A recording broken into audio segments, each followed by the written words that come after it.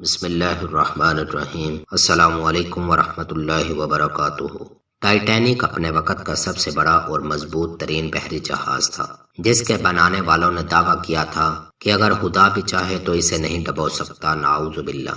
لیکن بدقسمت جہاز اپنا پہلا ہی سفر مکمل نہ کر سکا۔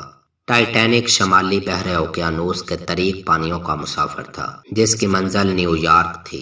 یہ جہاز آرام و آسائش کی ایک یادگار دنیا تھی، جس کو بنانے اور سجانے میں 3 سال کا عرصہ اور $75 لاکھ کی لاگت آئی۔ 882 فٹ لمبے جہاز کو دنیا کا سب سے مضبوط اور محفوظ جہاز قرار دیا گیا تھا، لیکن 14 اپریل کو رات 11:30 بجے بے قرار سمندر کے سست پانی کی سطح پر تیرتا ایک برفانی تودہ ٹائٹینک کا دشمن ثابت ہوا، جس کی ٹکر سے یہ بستہ پانی جہاز کے اندر گھس کر تباہی مچانے لگا۔ 1 صدی قبل 14 اور 15 اپریل کی درمیانی رات زندگی اور موت کے درمیان کشمکش کی ایک ایسی بھیانک رات تھی جو بحری سفر کی تاریخ کا ایک المناک باب بن گئی۔ صرف 2 گھنٹے 40 منٹ میں بدقسمت ٹائٹینک برباد ہوا اور 2223 مسافروں میں سے 1517 مسافر سمندر کی ہولناک لہروں کے سپرد ہو گئے۔ ٹائٹینک نے اپنی تخلیق کے بعد محض 4 دن کا سفر ہی کیا